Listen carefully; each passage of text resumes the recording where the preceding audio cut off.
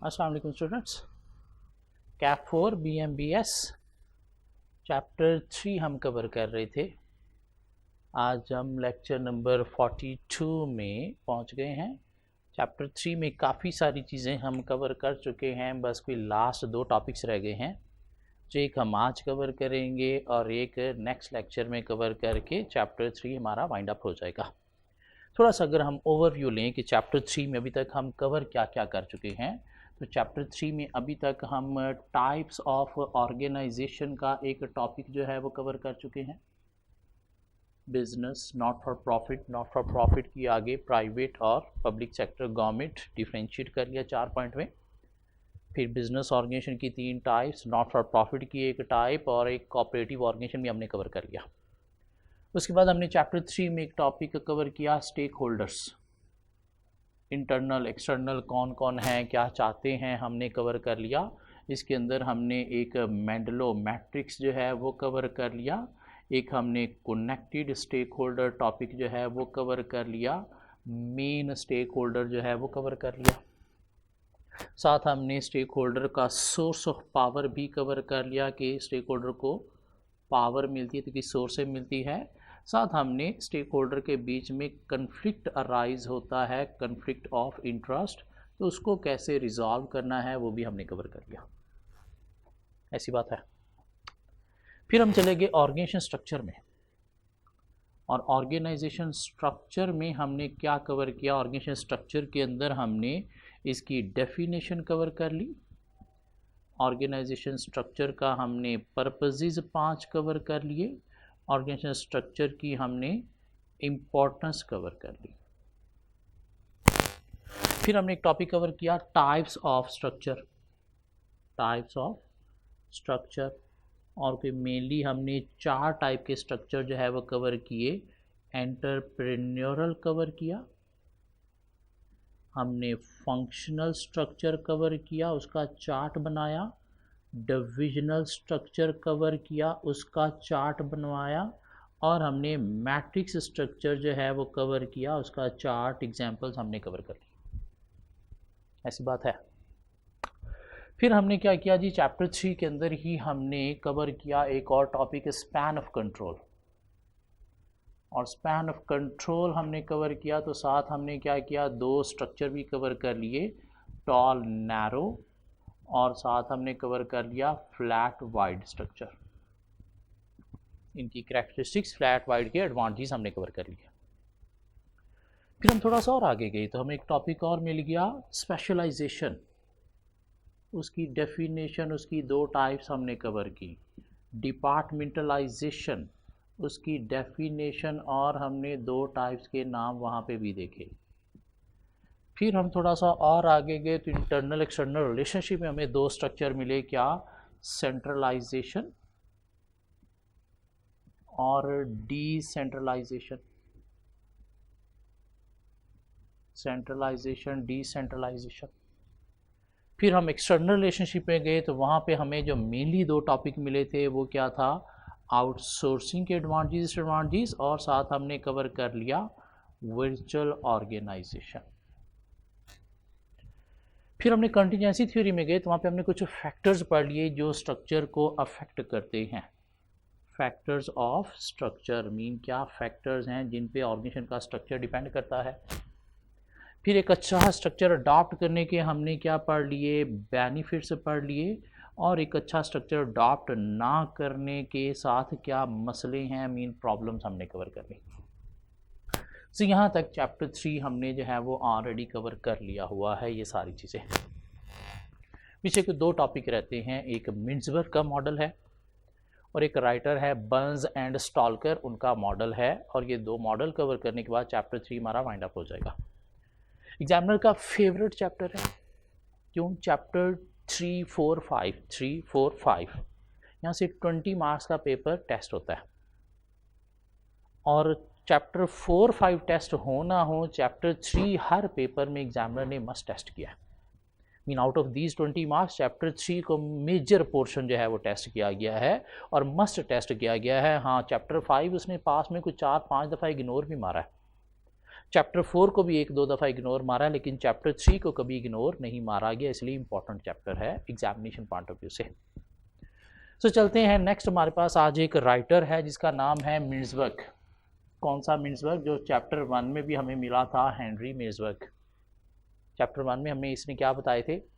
कोई role of managers बताए थे हेनरी मिर्जबर्ग ने, 10 रोल ऑफ मैनेजर्स, या क्रिटिसाइज़ किया था फ़याल के टास्क और मैनेजमेंट को। तो वही हेनरी मिर्जबर्ग ही हमें क्या कर रहा है, ऑर्गेनाइजेशन स्ट्रक्चर के बारे में भी कुछ बातें बता रहा है। हेनरी मिर्जबर्ग ने क्या हमें बताए हैं? एलिमेंट्स ऑफ ऑर्गेनाइजेशन स्ट्रक्चर के, एक ऑर्गेनाइजेशन स्ट्रक्चर के एलिमेंट्स क्या है, जिसको इसने क्या किया, अपना एक मॉडल है जिसे नाम दिया जाता है building block of organisation structure model. उसके अकॉर्डिंगली इसने बताया कि एक ऑर्गेनाइजेशन स्ट्रक्चर के 5 एलिमेंट्स होते हैं। हम 5 एलिमेंट इसने कैसे बनाए, इसने एक बिल्डिंग ब्लॉक जो है वो ड्रॉ किया और उसके थ्रू इसने 5 एलिमेंट्स को एक्सप्लेन किया। तो हम भी कोशिश करते हैं वो बिल्डिंग ब्लॉक बनाने की। सो ये हमारा बन गया क्या, बिल्डिंग ब्लॉक, जिसके अकॉर्डिंगली 5 एलिमेंट्स ऑफ स्ट्रक्चर हैं। क्या एलिमेंट्स हैं? एक एलिमेंट है स्ट्रेटजिक अपेक्स, स्ट्रेटजिक अपेक्स। एक एलिमेंट है मिडल लाइन,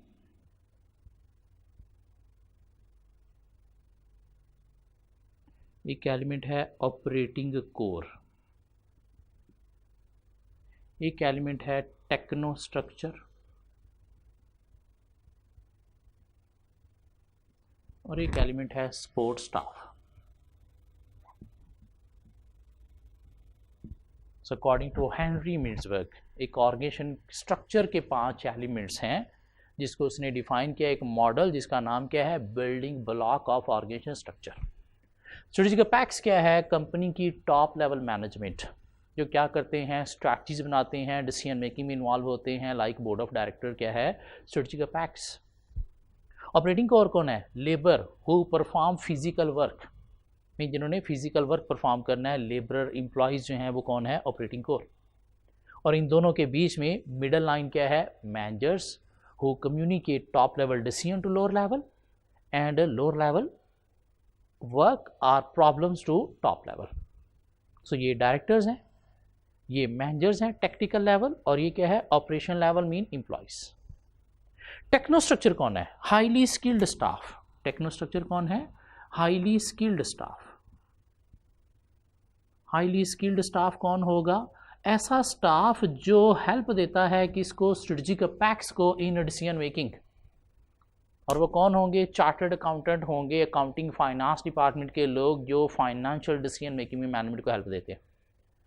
आईटी डिपार्टमेंट के लोग होंगे, आईटी प्रोफेशनल जो ऑटोमेटेड ऑपरेशंस को जनरेट करने में, इम्प्लीमेंट करने में मैनेजमेंट को हेल्प देते हैं।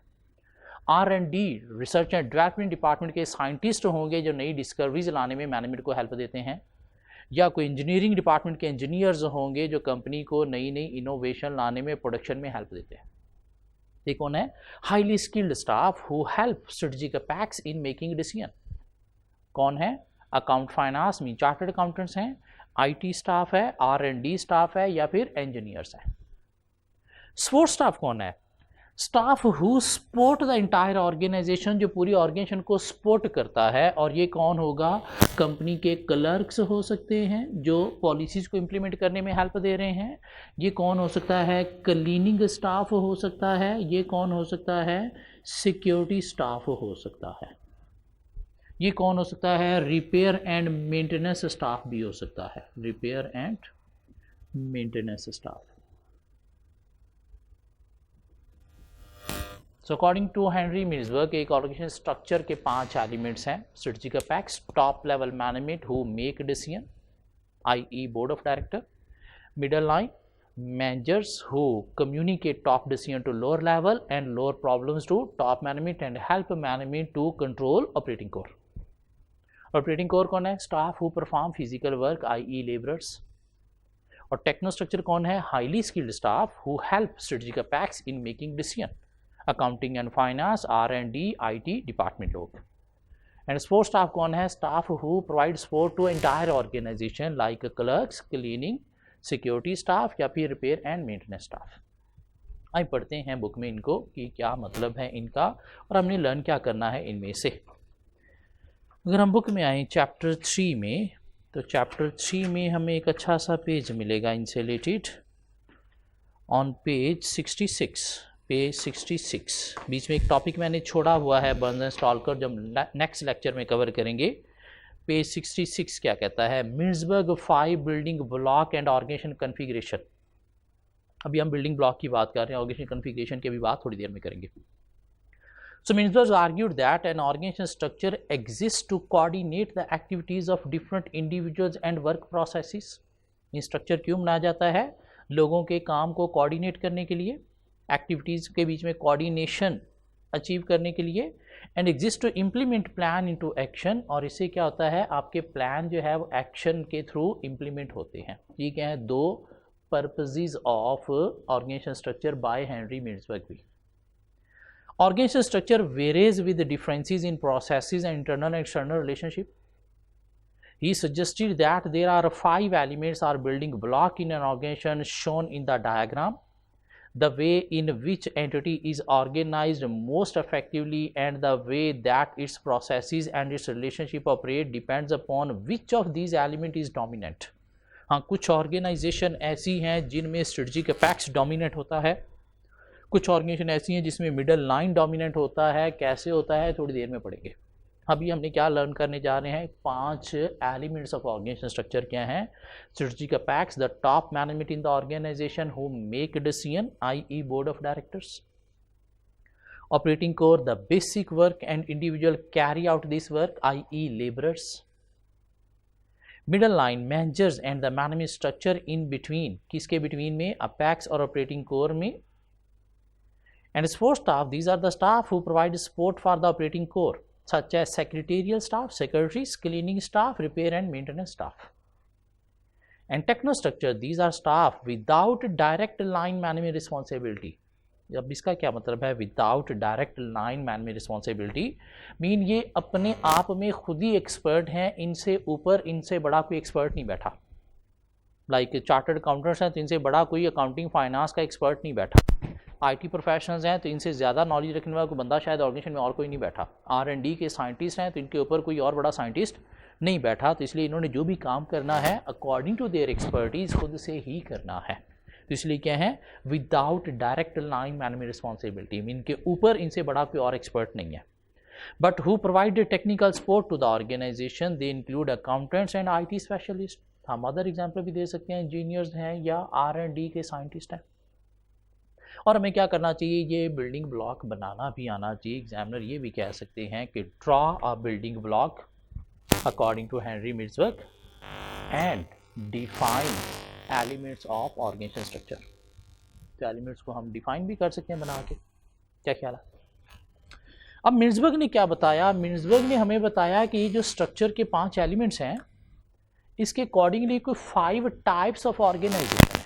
क्या है? 5 टाइप्स ऑफ ऑर्गेनाइजेशन, जिनको ऑर्गेनाइजेशन कॉन्फ़िगरेशन स्टीरियोटाइप्स का नाम भी दिया जाता है। स्टीरियोटाइप का मतलब भी क्या है? Types of organisation. स्ट्रक्चर के 5 एलिमेंट्स के अकॉर्डिंगली 5 टाइप्स ऑफ ऑर्गेनाइजेशन हैं। क्या 5 टाइप ऑफ ऑर्गेनाइजेशन है? Entrepreneurial organisation, machine organisation, bureaucracy, divisional organisation, professional organisation, adhocracy and missionary organization. So according to 5 elements of a structure क्या है? कोई 6 types of organization. Entrepreneurial organisation क्या है? इनको explain करते हैं कि एक कंपनी जब स्टार्ट होती है तो क्या होती है? छोटी सी एक दुकान होती है जिसको एक सिंगल ऑनर जो है वो मैनेज कर रहा होता है, वही सेल को देख रहा है, वही परचेज़ को देख रहा है। बीच में कोई मिडल लाइन, कोई स्किल्ड स्टाफ, कोई सपोर्ट स्टाफ नहीं होता, बस ऑनर होता है और नीचे कुछ लेबरर्स होते हैं। उसे हम क्या नाम देंगे? एंटरप्रेन्योरल ऑर्गेनाइजेशन, जिसको सिंपल स्ट्रक्चर का नाम भी दिया जाता है। क्या है ये? सिंपल स्ट्रक्चर है। सिंपल स्ट्रक्चर क्यों है? क्योंकि सिर्फ अपेक्स है और नीचे ऑपरेटिंग कोर है, बीच में कोई मिडल लाइन नहीं, कोई टेक्नो स्ट्रक्चर नहीं, कोई सपोर्ट स्टाफ नहीं, मीन कोई फॉर्मल डिपार्टमेंट डिफाइन नहीं है। जिसमें डोमिनेटिंग एलिमेंट कौन होगा? मीन स्ट्रॉन्ग कौन होगा इसमें? तो स्ट्रॉन्ग होता है इसमें स्ट्रेटजिक अपेक्स। क्यों? सारी decision making, main importance, power decision making किसके पास है? अपेक्स के पास। और क्या है, एक सिंपल स्ट्रक्चर है। हाँ, एक स्मॉल ऑर्गेनाइजेशन जो है, स्मॉल ऑर्गेनाइजेशन जो फ्यू प्रोडक्ट सर्विसेज के साथ ऑपरेट कर रही है, जिसके ऑपरेशन सिंपल हैं, वो क्या होती है, एंटरप्रेन्योरल ऑर्गेनाइजेशन। और जब सिंगल ऑनर डिसीजन ले रहा है तो डिसीजन मेकिंग क्विक होगी या स्लो होगी? डिसीजन मेकिंग क्या होगी, क्विक होगी। क्यों? एक सिंगल ऑनर ने डिसीजन लेने हैं, तो इस सूरत में डिसीजन मेकिंग जो है वो क्या होगी, क्विक होगी। क्यों? उसने किसी के साथ कंसल्ट नहीं करना। तो एंटरप्रेन्योरल ऑर्गेनाइजेशन की समझ आती है। मीन स्ट्रक्चर के एलिमेंट वाइज देखा जाए तो कुछ 6 टाइप ऑफ ऑर्गेनाइजेशन है, जिसमें पहली क्या है, एंटरप्रेन्योरल सिंपल स्ट्रक्चर, जिसमें स्ट्रॉन्ग एलिमेंट कौन है, स्ट्रेटजिक अपेक्स। हाँ, इसके अदर फीचर्स क्या हैं कि एक small company operating with few number of product services इसमें ऑपरेट करेगी। Operations are likely to be simple, mean वही एंटरप्रेन्योरल स्ट्रक्चर वाली इसमें कैरेक्टरिस्टिक्स सारी लिख देंगे और साथ बता देंगे कि डिसीजन मेकिंग क्या होती है, क्विक होती है। फिर जैसे ही बिजनेस थोड़ा एक्सपैंड होता है, ऑपरेशन थोड़े कॉम्प्लेक्स होते हैं, प्रोडक्ट सर्विसेज इंक्रीज होती हैं, कस्टमर इंक्रीज होता है, तो अकेले ऑनर के लिए बिजनेस को मैनेज करना डिफिकल्ट हो जाता है। तो कहाँ पे जाता है वो, फंक्शनल स्ट्रक्चर में। मीन नीचे अपने मैनेजर अपॉइंट करता है, उन मैनेजर्स को अपॉइंट करके डिफरेंट फंक्शंस बनाता है, हर मैनेजर को एक एक फंक्शन का रोल असाइन करता है, मीन एक चार्ट बनाता है, मीन एक फॉर्मल स्ट्रक्चर की तरफ आता है, ब्यूरोक्रेसी की तरफ आता है। तो उसे क्या नाम दिया गया है, मशीन ऑर्गेनाइजेशन या ब्यूरोक्रेसी, जो क्या है, एक हाईली फॉर्मल ऑर्गेनाइजेशन है, जहाँ पे सब कुछ जो है अकॉर्डिंग टू क्या चलेगा, रूल्स एंड रेगुलेशंस के अकॉर्डिंगली चलेगा, रूल्स एंड रेगुलेशंस के अलावा कुछ नहीं। ब्यूरोक्रेसी की बात हो रही है, hierarchy of authority from top to bottom. जिसमें स्ट्रॉन्ग कौन होगा, कहते हैं जी स्ट्रॉन्ग इसमें कौन होता है, स्ट्रेटजिक अपेक्स भी स्ट्रॉन्ग होता है, mean top management, middle line भी स्ट्रॉन्ग होती है, मीन मैनेजर भी स्ट्रॉन्ग होते हैं, और टेक्नो स्ट्रक्चर भी स्ट्रॉन्ग होता है। क्या ख्याल है, हाईली स्किल्ड स्टाफ, जिनके बिना अब आपका बिजनेस चलना नहीं है, बट वीक ऑपरेटिंग कोर, लेकिन ऑपरेटिंग कोर मीन लेबर जो है वो मैन्युफैक्चरिंग कंपनी में क्या होती है, वीक होती है, उनके पास पावर अथॉरिटी बिल्कुल भी नहीं होती। इनफैक्ट वो कहता है मेनली यहाँ पे स्ट्रॉन्ग कौन है, techno structure, highly skilled staff, जिनकी अब आपको ज़रूरत पड़ी है बिजनेस की कॉम्प्लेक्सिटीज़ को रिजॉल्व करने के लिए, बिजनेस को मैनेज करने के लिए। तो एंटरप्रेन्योर में स्ट्रॉन्ग कौन है, स्ट्रेटजिक अपेक्स, और मशीन ऑर्गेनाइजेशन मीन ब्यूरोक्रेसी, एक फॉर्मल स्ट्रक्चर, उसमें कौन स्ट्रॉन्ग है, अपेक्स भी, मिडल लाइन भी, लेकिन मेनली कौन, techno structure, but weak operating core. Operating core labour, उसके पास कोई पावर अथॉरिटी नहीं होती। फिर जैसे बिजनेस थोड़ा और एक्सपैंड होता है, डिफरेंट प्रोडक्ट्स में, डिफरेंट मार्केट्स में एंटर होता है, या बिजनेस के प्रोसेसेस डिफरेंट बनते हैं, तो आप क्या करते हो, डिवीजन्स बना देते हो, और डिवीजन बना के आप चले जाते हो डिविजनल स्ट्रक्चर की तरफ। क्या ख्याल है, और क्या करते हो, हर डिवीजन को मैनेज करने के लिए एक डिविजनल मैनेजर जो है वो अपॉइंट करते हो, तो उसे क्या नाम दिया गया है, डिविजनल ऑर्गेनाइजेशन। जिसमें स्ट्रॉन्ग कौन होगा, डिविजनल ऑर्गेनाइजेशन में स्ट्रॉन्ग कौन होगा, डिविजनल मैनेजर बोले तो मिडल लाइन। क्या ख्याल है, फॉर्मल होगा या इनफॉर्मल होगी ऑर्गेनाइजेशन, फॉर्मल होगी, क्यों, हर डिवीजन के अपने सेपरेट सेपरेट फंक्शन होंगे, इनफॉर्मल फिर भी नहीं है, यहाँ पे रूल्स के अकॉर्डिंगली सब कुछ चलेगा। क्या ख्याल है, इवन डिवीजनल मैनेजर स्ट्रॉन्ग है टू स्ट्रेटजिक अपेक्स भी, मीन्स डिवीजन को कैसे मैनेज करना है वो ये बंदा डिसाइड करेगा, मैनेजर डिसाइड करेगा। स्ट्रेटजिक अपेक्स को सिर्फ क्या चाहिए, टॉप मैनेजमेंट हेड ऑफिस को क्या चाहिए, परफॉर्मेंस चाहिए। हाँ, जब तक परफॉर्मेंस मिल रही है आपको मुझे इन्फ्लुएंस करने की जरूरत नहीं है, मीन ये स्ट्रॉन्ग है अपेक्स पर। तो ये 3 कवर होते हैं, एंटरप्रेन्योरल ऑर्गेनाइजेशन, सिंपल स्ट्रक्चर क्या है, strong element strategic apex, machine organisation bureaucracy, strong element क्या है, मेनली टेक्नो स्ट्रक्चर, और डिविजनल ऑर्गेनाइजेशन जिसमें स्ट्रॉन्ग एलिमेंट क्या है, मेनली मिडल लाइन। और इसके भी हमने फीचर्स पढ़े हुए हैं 4, इसके भी हमने 3 फीचर्स पढ़े हुए हैं, इसके भी हमने 5 फीचर्स पढ़े हुए हैं। तो इनको एक्सप्लेन करते वक्त इनके अंदर वो फीचर्स भी एक्सप्लेन किए जा सकते हैं। क्या ख्याल है, अब चलते हैं कुछ नई बातें करते हैं। क्यों, ये तीनों तो हमें पता था, बस सिर्फ सामने मेनली क्या देखा कि एलिमेंट स्ट्रक्चर का कौन सा किस में स्ट्रॉन्ग है। प्रोफेशनल ऑर्गेनाइजेशन क्या है, वो कहता है एक ऐसी ऑर्गेनाइजेशन है जहां पे ऑपरेटिंग कोर भी स्ट्रॉन्ग होती है। मीन इसमें स्ट्रॉन्ग कौन है, operating core mean labour strong है कहाँ पे, एक सर्विस ऑर्गेनाइजेशन में। ऐसी ऑर्गेनाइजेशन जो क्या करती है, गुड्स प्रोड्यूस नहीं करती, मैन्युफैक्चरिंग नहीं, सर्विस ऑर्गेनाइजेशन है। Like audit firm, lawyer firm, engineering firm, IT firm, किसने चलानी है, प्रोफेशनल्स ने, पढ़े लिखे लोगों ने। तो इनको वीक नहीं रखा जाएगा। उसमें क्या होंगे, ऑडिटर्स ऑडिट फर्म में जो है वो स्ट्रांग होंगे, लॉयर फर्म में लॉयर स्ट्रांग होंगे, इंजीनियरिंग फर्म में इंजीनियर स्ट्रांग होंगे, कोई हॉस्पिटल है तो उसमें डॉक्टर स्ट्रांग होंगे, कोई बैंक है तो उसमें बैंकर स्ट्रांग होंगे, उस तरह से कोई इंस्टीट्यूट है अकाउंटेंसी का तो उसमें टीचर स्ट्रांग होंगे। तो ऐसी ऑर्गेनाइजेशन जो सर्विसेज दे रही है और जहाँ पे ऑपरेटिंग कोर स्ट्रांग एलिमेंट है, डोमिनेटिंग एलिमेंट है, उसे क्या नाम दिया जाएगा, प्रोफेशनल ऑर्गेनाइजेशन, या इसे प्रोफेशनल ब्यूरोक्रेसी का नाम भी दिया जाता है। और जब वर्ड आ गया साथ ब्यूरोक्रेसी तो दिस मीन ये क्या होगी, इनफॉर्मल नहीं फॉर्मल। क्यों, कौन सीनियर है कौन जूनियर है वो डिफाइंड होता है हर फर्म के अंदर। जी ये 4 कवर होते हैं। इसमें डोमिनेटिंग एलिमेंट अपेक्स, इसमें टेक्नो स्ट्रक्चर, इसमें मिडल लाइन। तो प्रोफेशनल में कौन है, ऑपरेटिंग कोर। तो स्ट्रेटेजिक अपेक्स कहाँ पे स्ट्रांग है, एंटरप्रेन्योरल में। मिडल लाइन कहाँ पे स्ट्रांग है, डिविजनल में। ऑपरेटिंग कोर कहाँ पे स्ट्रांग है, प्रोफेशनल में। टेक्नो स्ट्रक्चर कहाँ पे स्ट्रांग है, मशीन ऑर्गेनाइजेशन ब्यूरोक्रेसी में। तो पीछे क्या बच गया, सपोर्ट स्टाफ। कहते हैं एक ऐसी ऑर्गेनाइजेशन जिसमें सपोर्ट स्टाफ जो है वो स्ट्रांग है, उसे क्या नाम दिया जाएगा, एडहॉकरेसी।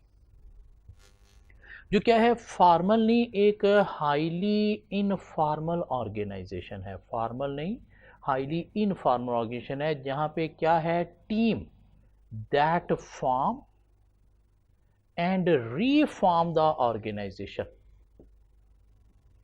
मीन टीम बेस्ड वर्क होगा, जहां पे इंडिविजुअल रिस्पॉन्सिबिलिटी नहीं, टीम की सूरत में ही बिजनेस को फॉर्म किया जाएगा, मीन चलाया जाएगा। और अगर कोई मसला आ गया तो टीम ही मिलकर उस मसले से बिजनेस को रीफॉर्म करेगी। अब ये कौन सी ऑर्गेनाइजेशन है, हमने कहीं भी पढ़ा कि हमारे बिजनेस एनवायरनमेंट 2 तरह के होते हैं। एक बिजनेस एनवायरनमेंट होता है स्टेएबल स्टैटिक, मीन ऐसी इंडस्ट्री मार्केट जहां पे आए दिन चेंजेस नहीं आती, आए दिन चेंजेस नहीं आती। तो वहाँ पे आपने कोई क्विक डिसीजन मेकिंग, आए दिन नए नए डिसीजन नहीं लेने। तो आप एक फॉर्मल स्ट्रक्चर के through with slow communication slow decision making चल सकते हो। और उसके लिए कौन सा स्ट्रक्चर सूटेबल है, वो है machine organisation tall narrow bureaucracy. Mean ये सूटेबल है किसके लिए, स्टेएबल स्टैटिक बिजनेस एनवायरनमेंट के लिए। स्टेएबल स्टैटिक बिजनेस एनवायरनमेंट के लिए, मीन जहां पे आए दिन नई नई चेंजेस नहीं आती। लेकिन अगर आप किसी ऐसी इंडस्ट्री मार्केट में ऑपरेट कर रहे हो जो क्या है, complex dynamic changing like IT industry, जहां पे आए दिन नई नई चेंजेस आती हैं और मार्केट में सर्वाइव वो करता है जो पहले नई इनोवेशन को अडॉप्ट करता है। तो पहले नई इनोवेशन को अडॉप्ट करने के लिए आपको कम्युनिकेशन भी क्विक चाहिए कि पहले इंफॉर्मेशन आपको मिलनी चाहिए, और डिसीजन मेकिंग भी क्विक चाहिए कि आपको फौरी डिसीजन लेके वो चीज़ अडॉप्ट करनी है, वरना आप फ्लॉप हो जाओगे। तो वहाँ पे क्विक डिसीजन मेकिंग के लिए आपको फिर क्या चाहिए, फॉर्मल स्ट्रक्चर नहीं, क्या चाहिए, हाईली इनफॉर्मल स्ट्रक्चर चाहिए। मीन ये सूटेबल है किसके लिए, कॉम्प्लेक्स चेंजिंग या फिर डायनामिक एनवायरनमेंट के लिए। कॉम्प्लेक्स चेंजिंग या फिर डायनामिक बिजनेस एनवायरनमेंट के लिए, लाइक आईटी इंडस्ट्री। क्योंकि जब आपने इनोवेशन लानी है ना, तो सिर्फ मैनेजमेंट अकेले नहीं इनोवेशन लाएगी, उसमें आपको सबकी सपोर्ट चाहिए। उसमें सपोर्ट आपको इनकी भी चाहिए, इनकी भी चाहिए, इनकी भी चाहिए, इवन इनकी भी चाहिए। तो ऐसी ऑर्गेनाइजेशन जहां पे सब मिलजुल के एज ए टीम काम कर रहे हैं, एज ए टीम बिजनेस को चला रहे हैं। क्यों, बिजनेस ऑपरेट कर रहा है कहां पे, complex changing dynamic business environment like IT industry में, जहां पे आए दिन नई नई इनोवेशन लानी है और इनोवेशन सब ने मिल के लानी है। उसे क्या नाम दिया जाएगा, एडहॉकरेसी। जो क्या है, एक हाईली इनफॉर्मल ऑर्गेनाइजेशन है टीम की सूरत में बिजनेस को चलाया जा रहा है या रिफॉर्म किया जा रहा है, और सूटेबल है ये किस एनवायरनमेंट के लिए, कॉम्प्लेक्स, चेंजिंग या फिर डायनामिक बिजनेस एनवायरनमेंट के लिए।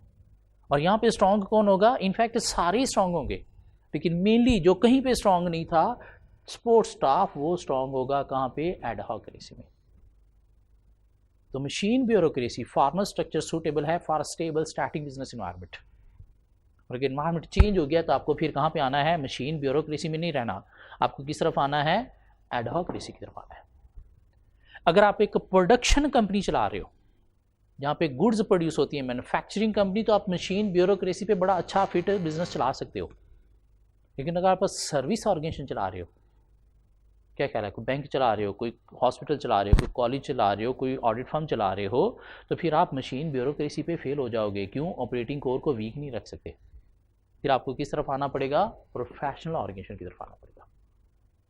एक छोटा बिजनेस चला रहे हो तो ऐसे चल जाएगा, लेकिन थोड़ा सा कॉम्प्लेक्स बिजनेस है तो फिर आपको ऐसे चलना पड़ेगा। थोड़ा डिवाइडेड डाइवर्स एक्टिविटीज हैं, डिफरेंट नेचर की हैं, तो फिर आपको यहां पे आना पड़ेगा। क्या कह रहा है? कौन सा बिजनेस कब सूटेबल है? छोटे बिजनेस के लिए ये स्ट्रक्चर, कॉम्प्लेक्स बिजनेस के लिए ये, मैन्युफैक्चरिंग ऑर्गेनाइजेशन के लिए ये, सर्विस ऑर्गेनाइजेशन के लिए ये, नहीं डिवाइडेड डाइवर्स बिजनेस के लिए, बड़े बिजनेस के लिए डिविजनल नहीं। ऐसा बिजनेस जो कॉम्प्लेक्स चेंजिंग एनवायरनमेंट में ऑपरेट कर रहा है तो वहां पे सारे नहीं, एडहॉक्रेसी। क्या कह रहा है? एक और भी ऑर्गेनाइजेशन है जिसे क्या नाम दिया गया है? Missionary organisation. एक ऐसी ऑर्गेनाइजेशन जहां पे सारे लोग एक मिशन, एक कॉज के लिए काम कर रहे हैं, अपने इंटरेस्ट को छोड़ के, mean with no conflict of interest. Mean किसी का क्या बेनिफिट है उसे नहीं देखा जा रहा, सब एक कॉज के लिए काम कर रहे हैं, विद हाई कोऑपरेटिव स्पिरिट, एक दूसरे को कोऑपरेट करते हुए, हाई कोऑपरेटिव स्पिरिट के साथ। लाइक एनजीओज जो हैं, लाइक चैरिटीज़ जो हैं, वो क्या होती हैं? मिशनरी ऑर्गेनाइजेशन, जहाँ पे सारे लोग एक मिशन अचीव करने के लिए काम कर रहे हैं, अपने बेनिफिट को छोड़ के, अपने पर्सनल इंटरेस्ट को छोड़ के, सब एक दूसरे को सपोर्ट कर रहे हैं एक कॉज को मीट करने के लिए। जिसकी एक बेस्ट एग्जांपल मैं क्या दूंगा? तबलीगी जमात, जिसमें सारे लोग अमीर गरीब मिल के क्या कर रहे हैं? इस्लाम की तबलीग करने के लिए, दीन की तबलीग करने के लिए मिल के काम कर रहे हैं। कौन सीनियर है, कौन जूनियर है, नहीं डिफाइन। ये जमात के लोग खुद ही मिल के अपना एक अमीर चुनेंगे, तो इसलिए इसमें स्ट्रॉन्ग एलिमेंट कौन है? कोई भी नहीं, सब एक बराबर है, सब इकट्ठे होके मिलजुल के काम करें एक कॉज के लिए, अपने पर्सनल इंटरेस्ट को छोड़ के। सो अकॉर्डिंग टू मिन्सबर्ग, एक ऑर्गेनाइजेशन स्ट्रक्चर के 5 एलिमेंट्स हैं, जिसको उसने building block of organisation structure में डिफाइन किया। Strategic apex, middle line, operating core, techno structure and support staff.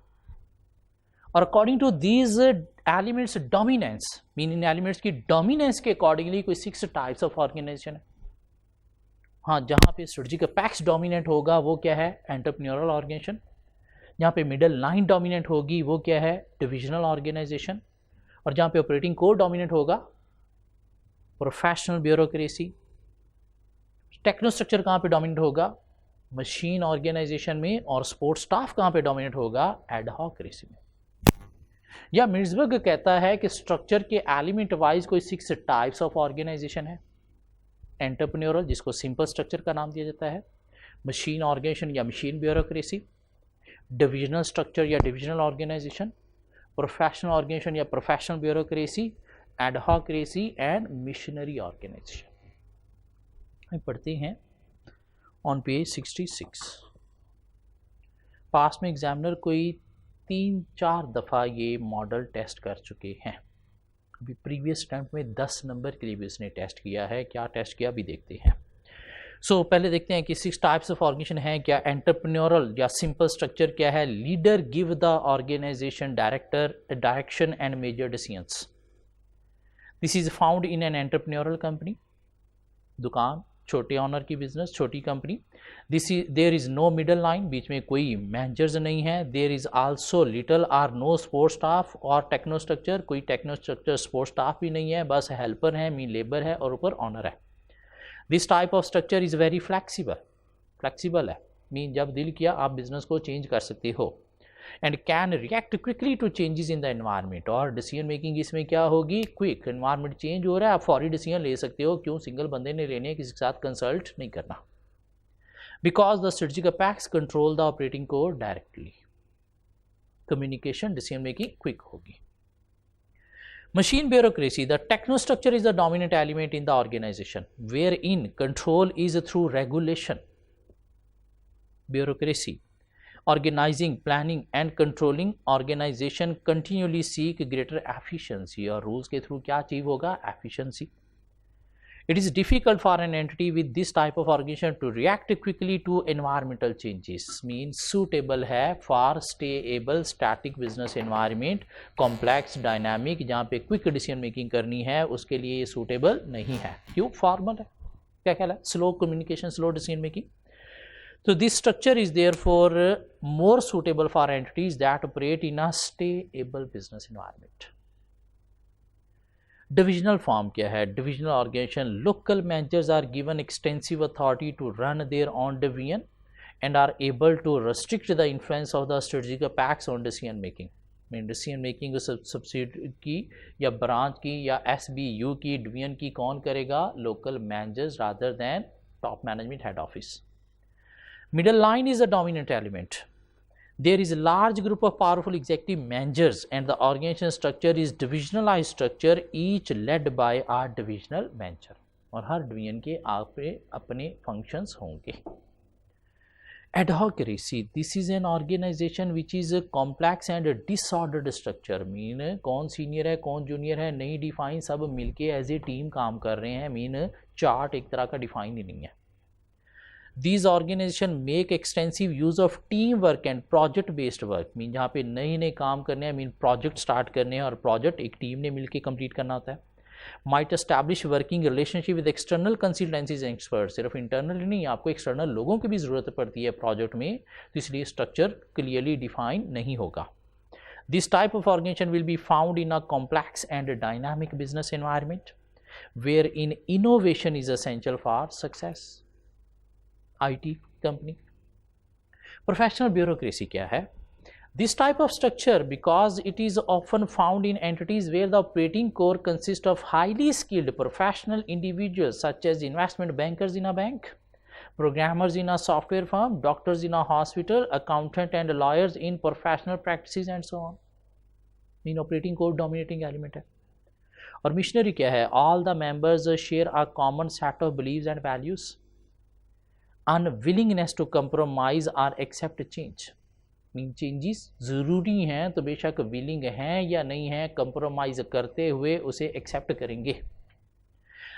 This type of organization is only appropriate for small entities that operate in simple and fairly static business environment. Mean ऐसी organisation जिसने एक ही cause के ऊपर काम करना है और एक ही कॉज अचीव करनी, तो आया दिन उसमें कोई चेंजेस भी नहीं आती, तो मिलजुल के ये एक ऑर्गेनाइजेशन को चलाएंगे. तो ये क्या है, मिशनरी कौन डोमिनेंट एलिमेंट है, नहीं डिफाइंड, सारी डोमिनेटेड है. क्या ख्याल है? सो क्या करना है हमें, ये 6 टाइप ऑफ ऑर्गेनाइजेशन जो है वो एक्सप्लेन करनी आनी चाहिए 4-4 लाइनों में. स्पेशली इनके अंदर बताना आना चाहिए डोमिनेटिंग एलिमेंट कौन सा है किसमें. पास में एग्जामिनर एक दफ़ा 8 नंबर के लिए 4 के नाम लेके एक्सप्लेन करने के लिए भी कह चुका है. इन ऑर्गेनाइजेशन को डिफ्रेंशिएट करने के लिए हमारे पास पेज 67 पे एक चार्ट बनाया गया है, जहाँ पे उसने पहले कॉलम में क्या इन 6 के नाम दे दिए, simple structure, machine bureaucracy, professional, divisional, adhocracy और मिशनरी, और आगे इनको डिफ्रेंशिएट किया गया. अगर हम देखें तो एक चौथा कॉलम जो नज़र आ रहा है की ऑर्गेनाइजेशन एलिमेंट, वो हम लिख सकते हैं शायद.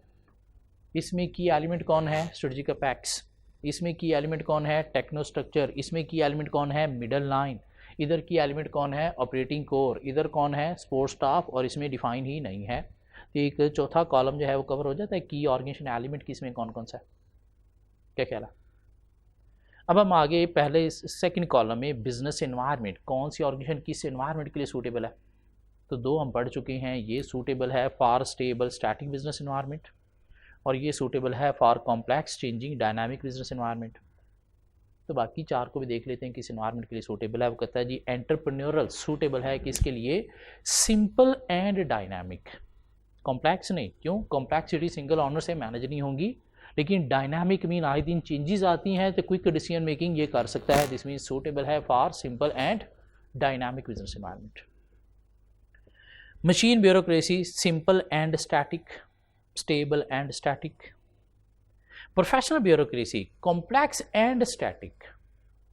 क्यों, प्रोफेशनल्स हैं तो अल्टीमेटली वो प्रोफेशनल किस लिए, कॉम्प्लेक्स इश्यूज को रिजॉल्व करने के लिए। तो कॉम्प्लेक्स हो सकता है लेकिन क्या होना चाहिए, डायनामिक नहीं, स्टैटिक है। क्यों, ये भी क्या है, फॉर्मल होती है, स्लो डिसीजन मेकिंग के साथ चलती है, तो इसलिए डायनामिक आए दिन चेंजेस नहीं। हाँ, कॉम्प्लेक्सिटीज को डील करने के लिए एक्सपर्ट लोग हैं। क्या ख्याल है, तो ये simple and dynamic, simple and static, और ये किसके लिए, complex and static. Divisional Fairlie static diverse activities. क्यों, वो भी क्या है, फॉर्मल है, तो क्या होगा, स्टैटिक, डायनामिक नहीं। और क्या होनी चाहिए, डाइवर्स मीन डिफरेंट नेचर की एक्टिविटीज, इसलिए आपने डिफरेंट नेचर की डिवीजन्स बनाई हुई हैं। एडहोक्रेसी कॉम्प्लेक्स एंड डायनामिक, और मिशनरी सिंपल एंड स्टैटिक। क्यों, इतने एक्सपर्ट लोग नहीं होते और वैसे भी एक ही काम करना है, आए दिन चेंजेस नहीं आएंगी, तो सिंपल एंड स्टैटिक। तो ये सूटेबल है किसके लिए, सिंपल एंड डायनामिक एनवायरनमेंट के लिए, सिंपल एंड स्टैटिक, और ये static and diverse, complex and static, complex and dynamic, और ये सिंपल एंड स्टैटिक। अब बीच में जो तीसरा कॉलम है, इंटरनल फीचर किस एंटिटी का क्या क्या है, तो सिंपल स्ट्रक्चर मीन एंटरप्रेन्योर का इंटरनल फीचर क्या है, स्मॉल एंटिटी है, सिंपल टास्क है। मीन कौन सी ऑर्गेनाइजेशन पे ये चल रहा है तो उसके अंदर है क्या, स्मॉल एंटिटी है, सिंपल टास्क है। मशीन ब्यूरोक्रेसी का इंटरनल फीचर क्या है, large and well established regulated processes and system. Mean बड़ी ऑर्गेनाइजेशन है और रोज सिस्टम के अकॉर्डिंगली चलने वाली है, फॉर्मल। प्रोफेशनल क्या है, सिंपल प्रोसेसेस है, control by the professionals firm. And divisionalise, large and well established है, डिवाइडेड एक्टिविटीज है, इसलिए आपने डिवीजन बनाई हुई है। और एडहोक्रेसी कॉम्प्लेक्स टास्क है, यंग एंटिटी है। यंग मीन जब भी आपने कुछ नया लाना है, कुछ नई इनोवेशन करनी है, मीन ऑर्गेनाइजेशन को रीऑर्गेनाइज करना है, तो एक ऑर्गेनाइजेशन एक नए सिरे से दोबारा से जवान होगी, तो इसलिए क्या रहेगी, यंग ही रहेगी। मीन वो बंदा जो अपने आप को अपडेट करता रहता है, क्या ख्याल है, अपनी पर्सनालिटी में चेंजेस लाता रहता है, अप टू डेट रखता है, वो क्या रहता है, यंग रहता है। तो ये भी क्या है, ऐसी ऑर्गेनाइजेशन जो डायनामिक एनवायरनमेंट में ऑपरेट कर रही है, तो आए दिन नई नई इनोवेशन ला रही है, कुछ ना कुछ नया कर रही है, तो क्या है, यंग एंटिटी है। तो क्या है, कॉम्प्लेक्स टास्क है, क्यों, नए नए काम करने हैं, और यंग एंटिटी है। जबकि मिशनरी क्या है, सिंपल सिस्टम है, फेयरली वेल एस्टैब्लिश और नॉट यंग, पुरानी है। क्यों, एक ही काम करना है, कुछ नया कभी करना ही नहीं है। जिस कॉज के लिए बनी है सिर्फ वही कॉज के लिए काम करते रहना है, और सारी जिंदगी क्या, सदियों वही काम करते रहना है। अब बात आ गई मेन कोऑर्डिनेटिंग फैक्टर कौन है किसमें, मेन कौन सी ऑर्गेनाइजेशन को कैसे मैनेज किया जाता है। तो सिंपल स्ट्रक्चर को मैनेज किया जाता है with direct control of strategic apex. Machine bureaucracy कैसे मैनेज होती है, through standardise procedures mean rules regulation. Professional bureaucracy कैसे मैनेज होगी, through standardisation of skills, skills के अकॉर्डिंगली। डिविजनल कैसे मैनेज होगी, परफॉर्मेंस जो डिविजनल मैनेजर दे रहा है, mean standardisation of output. Adhocracy कैसे मैनेज होगी, नई नई इनोवेशन, फ्लैक्सिबिलिटी एंड अडॉप्शन। और मिशनरी कैसे मैनेज होगी, according to standard believes and values same हैं तो ये चलेगी, अगर सेम नहीं है तो फिर ये ऑर्गेनाइजेशन ही फेल हो जाएगी। इसलिए लोगों की बिलीव्स, वैल्यूज सेम होना ज़रूरी है। अभी पिछले पेपर में एग्जामिनर ने क्या किया, यही चार्ट उठाया, इसकी पहले कॉलम स्ट्रक्चर के नाम उसने ऐसे ही रहने दिए और आगे बिजनेस एनवायरनमेंट चेंज कर दिए, इंटरनल फीचर चेंज कर दिए, की एलिमेंट्स चेंज कर दिए और मेन कोऑर्डिनेटिंग फैक्टर इनके आगे पीछे करके और कहा कि इसे अरेंज करो। और फिर 10 नंबर के लिए एक क्वेश्चन उसने टेस्ट किया। मीन ये चार्ट भी इग्नोर नहीं किया जा सकता, इसलिए प्लीज़ इसे एक दफ़ा हाथ से बना लेना है। पहले कॉलम में आपने नाम लिखे इन 6 के, उसके बाद जो की एलिमेंट है वो लिखा आपने कौन सा किस में है, उसके बाद आप एनवायरनमेंट में आ जाओ, दो तो हमें पता है क्या है, बाकी आप लर्न करके लिखोगे। इंटरनल फीचर लिखोगे कि कौन सी एंटिटी के अंदर क्या है, और मेन कोऑर्डिनेटिंग फैक्टर, मेन कौन सी ऑर्गेनाइजेशन कैसे कोऑर्डिनेट होती है, तो वो हमें कॉलम बनाना पड़ेगा एक दफ़ा हाथ से, ताकि एग्जामिनर दोबारा ऐसी हरकत करे तो हम भी नंबर लेने के काबिल हों। हाँ, जिन स्टूडेंट्स ने ये चार्ट बनाया हुआ था उनके लिए 10 नंबर हलवा थे, लेकिन जिन्होंने इस चार्ट को इग्नोर कर दिया कि शायद मेन काम क्या है, बस एलिमेंट्स ऑर्गेनाइजेशन स्ट्रक्चर के डेफिनेशन लर्न करो, टाइप्स ऑर्गेनाइजेशन की, चार्ट को इग्नोर मार दिया, तो उनके लिए पेपर ही 90 मार्क्स का बचा। और जब 90 का बचा तो फिर 90 में से 50 लेके पास होना थोड़ा मुश्किल काम हो गया। क्या ख्याल है? सो क्या लर्न करना है हमने यहाँ से? ऑर्गेनाइजेशन स्ट्रक्चर के दो पर्पसेस बताए मिन्सबर्ग ने, वो लर्न करने हैं। 5 एलिमेंट्स को डिफाइन करना आना चाहिए, बिल्डिंग ब्लॉक बनाना आना चाहिए, और ये 6 टाइप ऑफ ऑर्गेनाइजेशन को हमें एक्सप्लेन करना आना चाहिए। पास में एग्जामिनर ने इससे रिलेटेड एक क्वेश्चन, तो अगर हम पास पेपर में आए, चैप्टर 3 के अगर पास पेपर में आए ऑन पेज 71, तो अभी प्रीवियस ऑटम 2020 में उसने ये चैप्टर टेस्ट किया है 10 मार्क्स के लिए, और क्या किया उसने, ये चार्ट बना दिया था और आपको कहा था check the table for errors and make correction where necessary. Mean table में आपको क्या करने थे, कॉलम्स में चीज़ें अरेंज करनी थी, कौन सी किसके आगे आनी चाहिए। उससे पीछे अगर हम देखें तो ये चैप्टर एग्जामिनर ने टेस्ट किया था कहाँ पे, ऑटम 2018 में, फॉर 12 गुड मार्क्स, 12 नंबर के लिए ऑटम 2018 में उसने टेस्ट किया।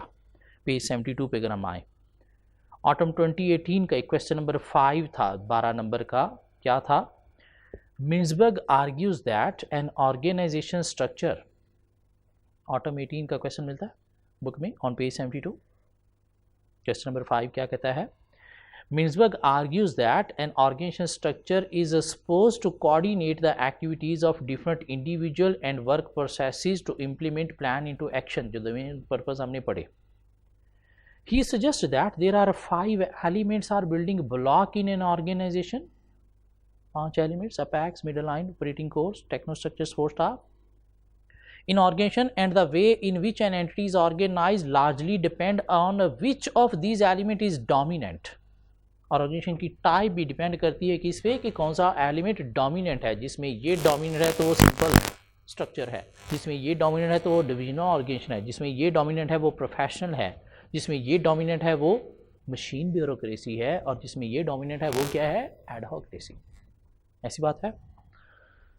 सो क्या कहता है जी, required part A for 10 good marks, identify and briefly discuss Mintzberg 5 building block elements, 5 elements explain करने हैं, एक एक लाइन में बताए जा सकते हैं।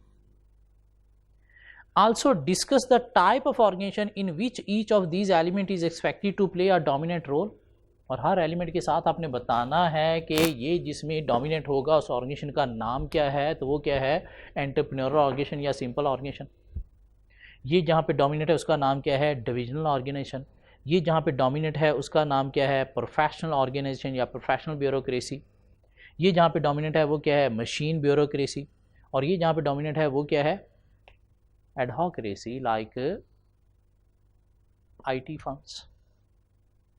क्या ख्याल है? ये 5 एलिमेंट आपने डिफाइन करने हैं और उसके बाद बताना है हर एलिमेंट के साथ कि ये कौन सी ऑर्गेनाइजेशन में डोमिनेंट है, ये कौन सी ऑर्गेनाइजेशन में डोमिनेंट है। कितने नंबर है, 10 गुड मार्क्स। इजी, क्या ख्याल है? साथ 2 नंबर के लिए एक और part, give 1 example under each of the building block with regard to a university offering post graduate program. जब आपने एक यूनिवर्सिटी के अंदर से बताने हैं ये 5 एलिमेंट्स कौन कौन है, तो यूनिवर्सिटी में अगर हम देखें तो स्ट्रेटजी का पैक्स कौन है, यूनिवर्सिटी का चेयरमैन या डीन ऑफ द यूनिवर्सिटी। क्या ख्याल है, ये कौन है, स्ट्रेटजी का पैक्स। मिडल लाइन कौन होगा यूनिवर्सिटी में, हेड ऑफ डिपार्टमेंट। हाँ, डिपार्टमेंट का जो हेड है जिसने उस डिपार्टमेंट को मैनेज करना है, डिफरेंट डिपार्टमेंट है तो उनका एक एक हेड है। ऑपरेटिंग कोर कौन होगा, लेक्चरर्स, प्रोफेसर्स जिन्होंने लेक्चर प्रोवाइड करना है। क्या ख्याल है? टेक्नोस्ट्रक्चर कौन होगा, अकाउंट फाइनेंस डिपार्टमेंट के लोग या आईटी डिपार्टमेंट के लोग जिन्होंने कंपनी और यूनिवर्सिटी का सारा आईटी सिस्टम मैनेज करना है या अकाउंट फाइनेंस को मैनेज करना है। और सपोर्ट स्टाफ कौन होगा? Clerks, cleaning staff, security staff. और यूनिवर्सिटी ऑर्गेनाइजेशन कौन सी है? Professional organisation. क्यों? ये लोग स्ट्रॉन्ग हैं, या कह सकते हैं मशीन ब्यूरोक्रेसी भी हो सकती है अगर फॉर्मल स्ट्रक्चर है तो। Good, 12 marks. क्या ख्याल है? एग्जामिनर क्या कहता है? एग्जामिनर कहता है this was the best attempted question of the paper and 70% of the students secured passing marks. Good. 30% इसमें से भी 6 नंबर नहीं ले सके, मतलब ये है उसका, लेकिन फिर भी वो हैप्पी है। क्यों? इतने कुछ स्टूडेंट तो पेपर ट्राई करने जानते हैं ना, जिन्होंने पढ़ा कुछ नहीं है, पास वूस नहीं करना, बस पेपर देने गए हैं। 70% ने 6 नंबर ले लिया out of these 12। However, many students gave diagram which required and considerable time could have been saved and allocated to other questions. क्या कहला है? एलिमेंट कहें तो बस एलिमेंट के नाम देके, हेडिंग देके उनको डिफाइन करो और बताओ ये डोमिनेट किन ऑर्गेनाइजेशन में होते हैं, और उसके बाद दोबारा पार्ट बी आप जो है वो हेडिंग देके साथ सिर्फ बताओ कौन क्या क्या है। A common error was that element technostructure was termed as technical. नहीं, टेक्निकल नहीं, टेक्निकल स्ट्रक्चर नहीं, टेक्नो स्ट्रक्चर है। Most of the students were unable to give appropriate examples. हाँ, एग्जाम्पल्स यूनिवर्सिटी वाली लोग नहीं दे सके। आपने डिफाइन करते वक्त भी एग्जाम्पल देनी है, इसका एग्जाम्पल देनी है बोर्ड ऑफ डायरेक्टर, इसकी मैनेजर, इसकी लेबरर्स, इसका अकाउंट फाइनेंस IT डिपार्टमेंट लोग, और इसमें क्लर्क्स, क्लीनिंग, सिक्योरिटी स्टाफ। एक दफ़ा और भी एग्जामिनर ने टेस्ट किया था यही टॉपिक ऑटम 16 में। अगर आप देखें यही पेज 72 में नीचे जाएं तो ऑटम 16 में एग्जामिनर ने टेस्ट किया था 8 नंबर के लिए। और क्या टेस्ट किया? Mintzberg identified 6 different type of organisation configuration with each having a different mix of building block depending upon the nature and complexity of activities performed by the organisation. Discuss briefly the salient feature of what? Machine bureaucracy, professional bureaucracy, divisionalised form, adhocracy as described by Mintzberg. तो 1 2 3 4 को 8 number के लिए explain करना है, रटा उठा के vomit कर दो। क्या कहना है? एग्जामिनर के कमेंट्स क्या हैं? The overall performance was satisfactory as the dominant role of technostructure in machine bureaucracy and professional staff in professional bureaucracy were mentioned by number of students. However, in the divisionalized form of organization structure, the key attribute that the divisional managers are powerful and exercise a strong influence on the strategic apex was missed by a number of students. Mean आपने बीच में बताना ज़रूर है कि किसमें कौन सा element dominant है। क्या कहला?